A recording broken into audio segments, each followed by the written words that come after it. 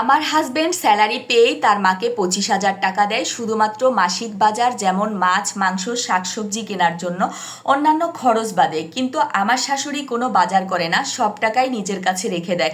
প্রতিদিন রাতে একটা তরকারি রান্না করে, সেই তরকারি দিয়ে পরদিন সকালে দুপুরে সবাই মিলে খাওয়া দাওয়া করে।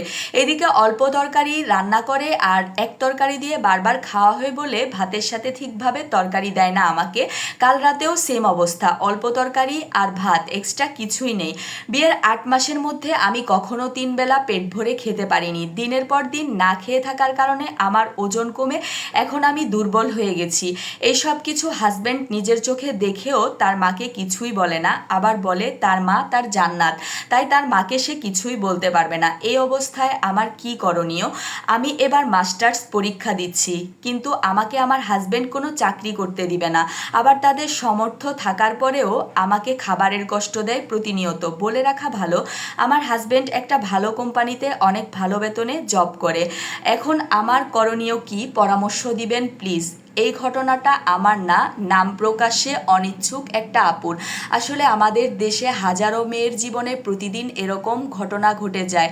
শ্বশুরবাড়িতে আসার পর খেয়ে না খেয়ে দিন কাটিয়ে দেয়, কারো কাছে বলতেও পারে না লজ্জার ভয়ে। তো সেই সকল মেয়েদেরকে রক্ষা করার জন্য তাদের স্বামীরা যদি এগিয়ে না আসে, তারা যদি তাদের পরিবারের মানুষকে কিছু বলতে না পারে, তাহলে ওই মেয়েটার মতো অসহায় এই পৃথিবীতে আর কেউই হতে পারে না। প্রত্যেকটা মেয়েই কিন্তু তার স্বামীর উপর ভরসা করে শ্বশুরবাড়িতে আসে। তো স্বামী যদি তাকে রক্ষা করতে না পারে, ওই মেয়েটার মতো হতভাগী আর কেউই হতে পারে না।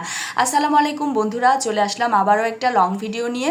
তো আজকের ভিডিওতে আমি রান্না করছি চিংড়ি মাছ দিয়ে দেশি লতি। এই লতিটা কিন্তু আমার মা আমাকে দিয়েছে বাড়ি থেকে আসার সময়। তো মাছগুলোও কিন্তু আমি বাড়ি থেকেই নিয়ে এসেছিলাম। আসলে লতি দিয়ে রান্না করার জন্য আম্মুই আমাকে দিয়ে দিয়েছিল। তো এই লতি আর এই মাছটা আমি এখন রান্না করে নিচ্ছি। চিংড়ি মাছ দিয়ে লতি রান্না কিন্তু আমার অনেক বেশি ভালো লাগে খেতে।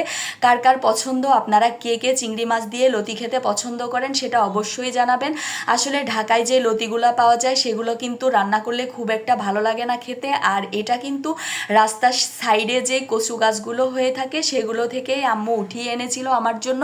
এই লতিটা যে খেতে এত দারুণ লেগেছিল কি আর বলবো আপনাদেরকে। আসলে রান্না দেখলেই হয়তো অনেকটা আন্দাজ করতে পাচ্ছেন যে রান্নাটা কেমন হতে পারে।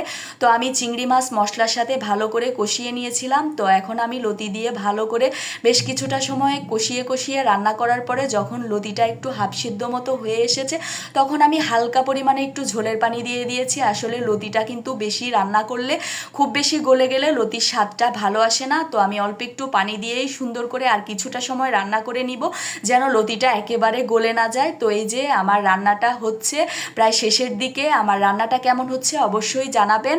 আর আজকের ভিডিওটা এই পর্যন্তই। সবাই ভালো থাকেন, সুস্থ থাকেন। আবারও আপনাদের সাথে দেখা হবে, কথা হবে অন্য কোনো ভিডিওতে। সেই পর্যন্ত আল্লাহ হাফেজ, আসসালামু আলাইকুম।